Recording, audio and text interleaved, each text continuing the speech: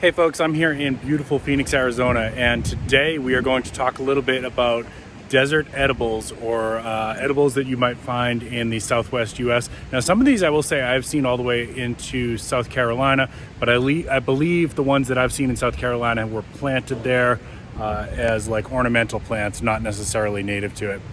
Stay with me now.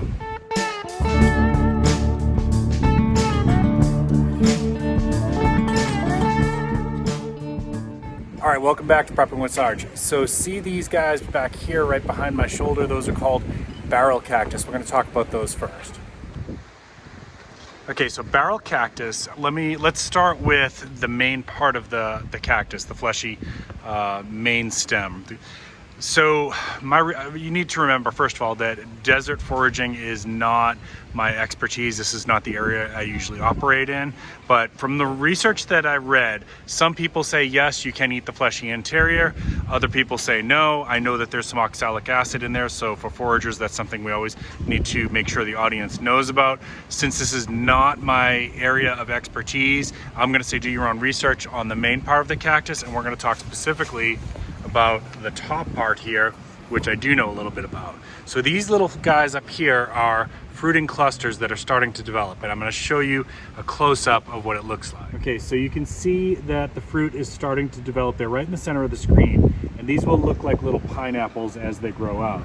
Those are absolutely edible, and to harvest those, what you're going to do is you're going to either use first of all, I recommend you wear heavy gloves. I mean, take a look at this bad boy, right? Heavy gloves, and then you want to use tongs if you've got them. If you can bushcraft some kind of tongs, that's great. If not, you're just gonna have to be really careful. But basically, when they're ready, they're gonna pop out and they're gonna turn a golden yellow, and you're gonna grab the dried flower cluster at the top and just kind of wiggle them, and they should come free. Now, the fruit part of it there, again, right in the center of the screen, right where my finger is going to taste a little bit like guava, and the fruit itself, the pulp of the fruit is edible, and the seeds, there's a lot of seeds inside, and the seeds are also edible too. They have a little bit of a nutty flavor.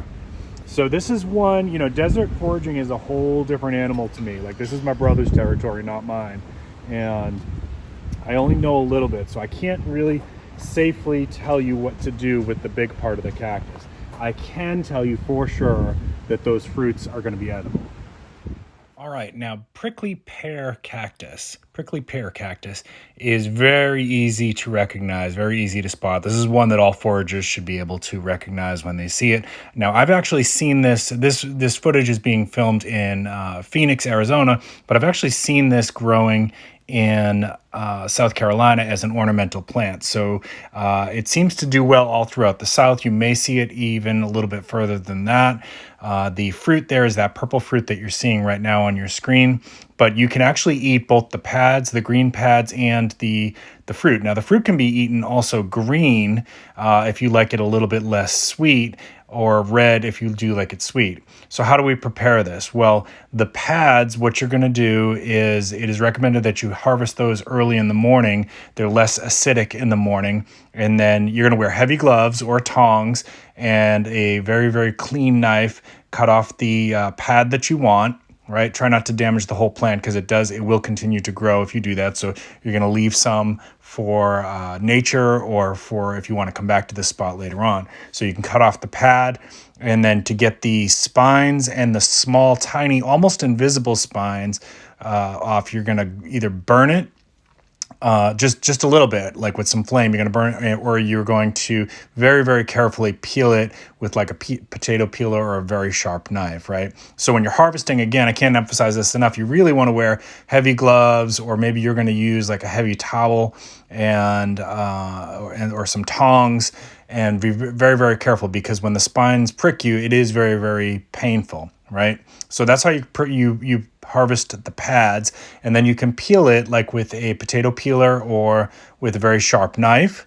And then once you've done that, cut out the outer edge of your pad, and the next thing you're going to do is basically just slice it into small thin slices, and you're going to cook it and serve it the way you would green beans, and that's actually what the green pad tastes like. Now, the fruit is much sweeter. The fruit has that sweetness that a lot of people like, and it's more popular to eat, especially the red and the purple fruits, And basically for that, what you're going to do is using a heavy gloves or a heavy towel, or tongs, and you can bushcraft some tongs. We'll show you how to do that in a different video. You are going to gently twist off that fruit, and then again you're going to either use a torch or holding it with the tongs over an open flame, just basically burning off all those spines and glow kids. Should make a little pop when they're burning, right? Just make sure you get them all. And then you're going to peel the outer layer of skin off the purple fruit, and you're going to eat the inside, okay? I think you'll like this one. This is a prickly pear, has the fruit especially, has a very nice taste to it. So that's prickly pear cactus. Memorize it. It's a very easy one to memorize. Once you see it the first time, you're going to say, oh, I know what that is. And you're always going to remember it. Folks, I hope you found this helpful. If you did, please consider giving me a thumbs up.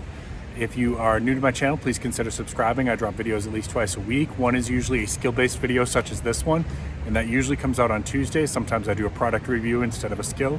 And on Fridays, I typically do a live stream so I can interact with the audience. Thank you so much for giving me a little bit of your time. I hope you learned something today. Keep planting your seeds, keep stacking your silver. This is Prepping with Sarge.